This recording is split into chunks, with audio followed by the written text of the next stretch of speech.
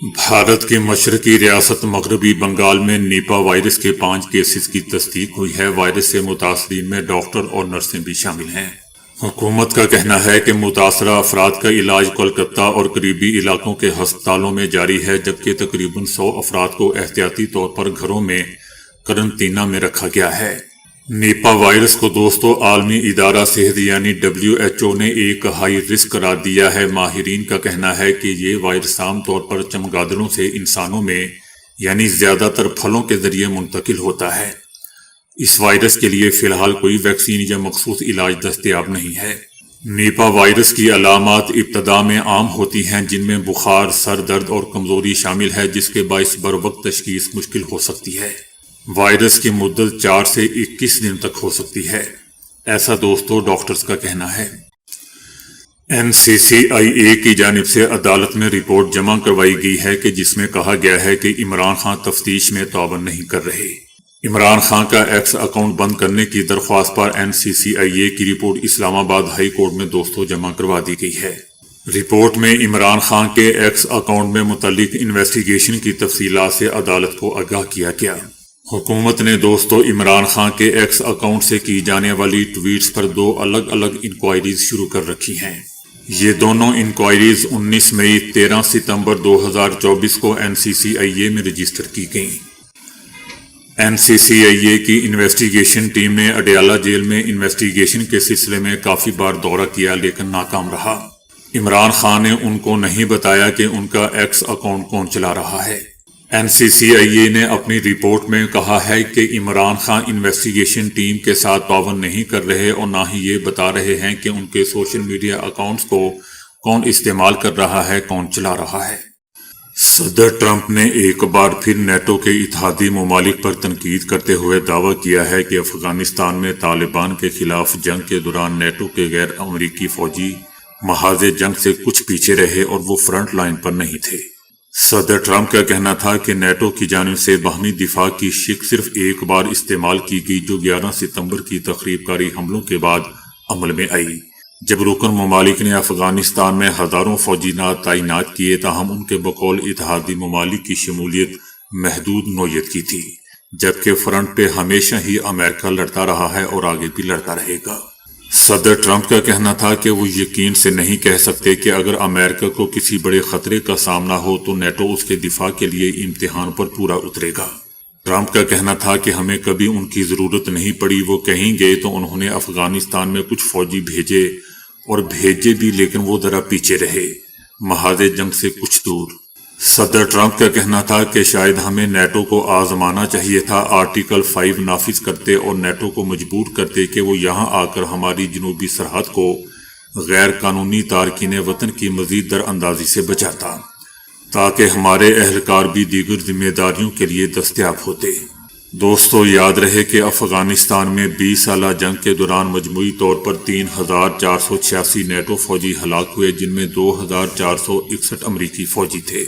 اس جنگ میں 457 برطانوی فوجی ہلاک ہوئے، جبکہ 2000 دیگر فوجی اور شہری ہلاک اور زخمی ہوئے۔ ایران نے انسانی حقوق کونسل میں ایران مخالف قرارداد کے خلاف ووٹ دینے پر پاکستان کا شکریہ ادا کیا ہے۔ ایران کا کہنا ہے کہ پاکستان نے UN انسانی حقوق کونسل میں ایران مخالف قرارداد کے خلاف ووٹ دے کر ایران کے حق میں اصولی موقف اختیار کیا ہے۔ ایران نے وزیر اعظم شہباز شریف اور نائب وزیر اعظم وزیر خارجہ اسحاق ڈار کی قیادت میں پاکستان کے اصولی کردار کو قابل تحسین قرار دیا۔ ایران کا یہ بھی کہنا تھا کہ 12 روزہ جارحیت، بیرونی حمایت یافتہ ہنگامے اور عالمی اداروں کے غلط استعمال کی کوششیں ناکام ہوئیں، اور ایران کے خلاف سیاسی اور بلا جواز اقدامات کو تیسری مسلسل ناکامی کا سامنا کرنا پڑا۔ ایرانی حکومت کا یہ بھی کہنا ہے کہ پاکستان کی حمایت انصاف، انسانی حقوق، کثیر الجہتی نظام اور قومی خود مختاری سے وابستگی کی عکاسی کرتا ہے۔ ایران ان اصولی اور مستقل حمایت کو ہمیشہ قدر کی نگاہ سے یاد رکھے گا اور ہر مصیبت میں پاکستان کے ساتھ کھڑا رہے گا۔ پاکستان کے پارلیمنٹ کے مشترکہ اجلاس میں بیوی بچوں کے سماجی تحفظ سے متعلق اہم قانون منظور کیا گیا ہے، جس کے مطابق بیوی کو گھورنا، طلاق یا دوسری شادی کی دھمکی دینا اور بیوی کو مرضی کے بغیر گھر میں دیگر افراد کے ساتھ رکھنا بھی قابل سزا جرم قرار دیا گیا۔ قانون میں بیوی، بچوں یا گھر میں رہنے والے دیگر افراد کو گالی دینا، جذباتی یا نفسیاتی طور پر پریشان کرنا بھی جرم ہوگا، اور اس جرم کے مرتکب افراد کو 3 سال تک کی سزا، 1 لاکھ روپے تک کا جرمانہ بھی عائد کیا جائے گا۔ بیوی، بچوں کے علاوہ گھر میں معذور افراد یا بزرگ افراد کا احتسال کرنا بھی جرم ہوگا۔ بیوی کو مرضی کے بغیر گھر میں دیگر افراد کے ساتھ رکھنا، خاندان کے افراد کی پرائیویسی یا عزت نفس مجروح کرنا بھی جرم قرار دیا گیا ہے۔ بیوی یا گھر میں رہنے والے دیگر افراد کو جسمانی تکلیف پہنچانے کی دھمکی، گھر میں ایک ساتھ رہنے والے کسی بھی فریق پر الزام لگانے، بیوی، بچوں یا گھر میں رہنے والے دیگر فریق کا خیال نہ رکھنا بھی قابل جرم سزا ہوگا۔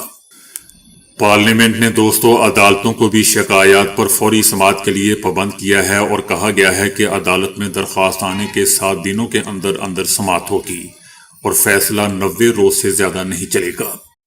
برطانیہ کے وزیر اعظم نے افغانستان جنگ کے دوران نیٹو افواج کے بارے میں امریکی صدر ٹرمپ کے بیانات کی سخت مذمت کی ہے۔ امریکی صدر ٹرمپ نے کہا تھا، جیسا کہ میں پہلے بتا چکا ہوں، کہ افغانستان میں غیر امریکی نیٹو فوجی محاذ جنگ سے بہت پیچھے رہے تھے۔ برطانوی وزیر اعظم کا کہنا تھا کہ میں ٹرمپ کے اس بیان کو توہین آمیز اور سچ کہوں تو انتہائی افسوسناک اور گھٹیا سمجھتا ہوں۔ ان کا کہنا تھا کہ انہیں اس بات پر حیرت نہیں کہ ان بیانات سے ملک بھر میں شدید دکھ اور تکلیف کا احساس پیدا ہوا ہے۔ یاد رہے کہ یہ برطانیہ وہی ہے جس نے عراق کو تباہ و برباد کر دیا تھا، اس کا ستیہ ناش کر دیا تھا، صرف اس بات پر، صرف اس من گڑت جھوٹی کہانی کو جواز بناتے ہوئے کہ عراق ہتھیار بنا رہا ہے، جوہری ہتھیار بنا رہا ہے۔ بہرحال برطانوی وزیر اعظم افغانستان میں ہلاک ہونے والے برطانوی مسلح افواج کے 457 اہلکاروں کو خراج عقیدت پیش کرتے ہوئے ان کا کہنا تھا کہ برطانیہ ان کی قربانی کو کبھی فراموش نہیں کرے گا۔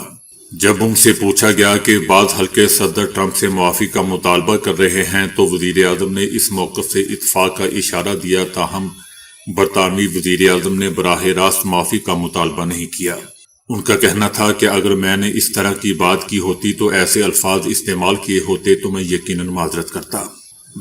یاد رہے کہ ایک انٹرویو میں صدر ٹرمپ نے کہا تھا کہ وہ یقین سے نہیں کہہ سکتے کہ اگر امریکہ کو کسی بڑے خطرے کا سامنا ہوا تو نیٹو اس کے دفاع کے لیے امتحان پر پورا اترے گا۔ ٹرمپ کا یہ بھی کہنا تھا کہ ہمیں کبھی ان کی ضرورت نہیں پڑی، وہ کہیں گے کہ انہوں نے افغانستان میں کچھ فوجی بھیجے اور بھیجے بھی، لیکن وہ ذرا پیچھے رہے، محاذ جنگ سے بہت دور۔ ایلون مسک امریکی صدر ٹرمپ پر تنقید اور طنز کا کوئی موقع ہاتھ سے جانے نہیں دیتے، اور ایسا ہی کچھ انہوں نے صدر ٹرمپ کے بورڈ آف پیس کے قیام پر بھی کیا۔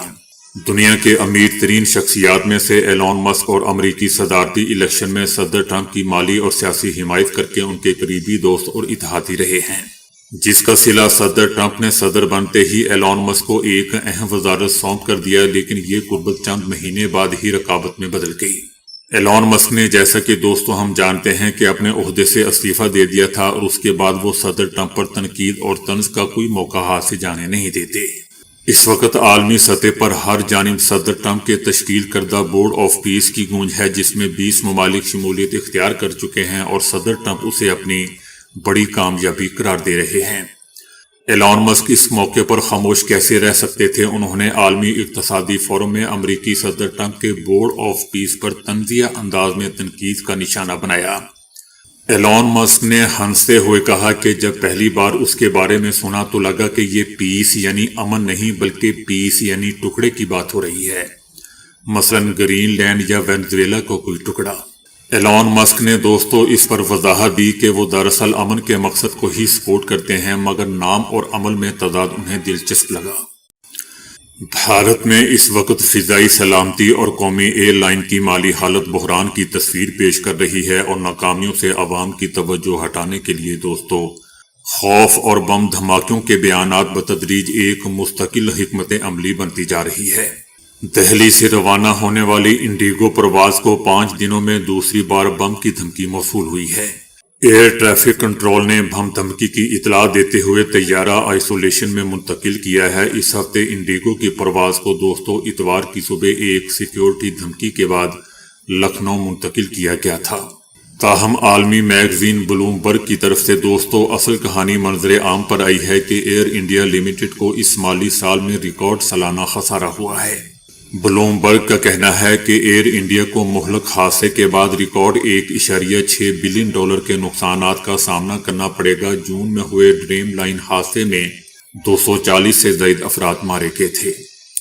بلومبرگ کا یہ بھی کہنا ہے کہ نقصانات میں مزید اضافہ پاکستان کے بھارتی ایئر لائن کے لیے فضائی حدود بند کرنے کے باعث بھی ہوا ہے۔ پاکستان کی فضائی حدود کی بندش سے ایئر لائنز کو یورپ امریکہ کے لیے طویل اور مہنگے راستے اختیار کرنے پڑ رہے ہیں۔ بار بار بم دھمکیاں عوام کی توجہ حکومتی ناکامیوں سے ہٹانے کی منظم کوشش ہے۔ ایک ہی روٹس پر دھمکیاں بھارتی فضائی سیکیورٹی کی کمزوری کو ظاہر کر رہی ہیں۔ امریکہ نے نیٹو سے متعلق صدر ٹرمپ کے بیان پر برطانوی وزیر اعظم کی تنقید کو مسترد کر دیا ہے۔ برطانیہ کے وزیر اعظم نے افغانستان جنگ کے دوران نیٹو افواج کے بارے میں امریکی صدر ٹرمپ کے بیانات کی سخت مذمت کی تھی، جسے وائٹ ہاؤس نے دوستوں مسترد کر دیا ہے۔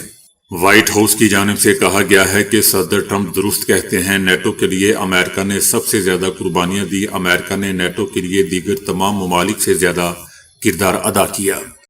برطانیہ نے ایران اور امریکہ کی کشیدگی کے باعث قطر میں لڑاکا طیارے تعینات کر دیے ہیں۔ برطانوی فضائیہ نے قطر میں 4 ٹائفون لڑاکا طیارے تعینات کیے ہیں۔ برطانیہ کا کہنا ہے کہ قطر میں لڑاکا طیارے دفاعی مقصد کے تحت بھیجے گئے ہیں۔ گزشتہ روز ایئر فورس 1 میں صحافیوں سے گفتگو کرتے ہوئے صدر ٹرمپ نے بھی کہا تھا کہ ہماری بڑی فورس ایران کی جانب رواں دواں ہے۔ بہت سے جہاز ایران کی طرف جا رہے ہیں اور ہم ایران کے قریب احتیاطی طور پر فورس تعینات کر رہے ہیں۔ دیکھتے ہیں کہ آگے کیا ہوتا ہے۔ ویسے تو دوستو صدر ٹرمپ پر کوئی بھروسہ نہیں ہے، لیکن انہوں نے کہا تھا کہ وہ ایران کے خلاف مزید فوجی کارروائی نہیں کریں گے۔ تاہم اگر ایران نے اپنا جوہری پروگرام دوبارہ شروع کیا تو امریکہ جواب دے گا۔ ایران نے امریکہ اور اسرائیل کو خبردار کرتے ہوئے کہا ہے کہ کسی بھی قسم کے حملے کو مکمل جنگ تصور کیا جائے گا۔ امریکہ اور اسرائیل کی جانب سے حملے کے خدشے پر دوستو ایران نے بھی رد عمل دیتے ہوئے کہا ہے کہ کسی بھی قسم کے حملے کو مکمل جنگ تصور کیا جائے گا۔ ایرانی فوج اور حکومت کا کہنا ہے کہ کسی بھی قسم کی جارحیت برداشت نہیں کی جائے گی۔ بدترین صورتحال کے لیے ہماری فوج مکمل طور پر تیار ہے۔ ایرانی فوج کا کہنا ہے کہ امریکی فوجی نقل و حرکت پیش نظر ہائی الرٹ ہے۔ محدود یا سرجیکل حملہ بھی ہوا تو سخت ترین جواب دیا جائے گا، جو اس سے پہلے کبھی نہیں دیا گیا ہوگا۔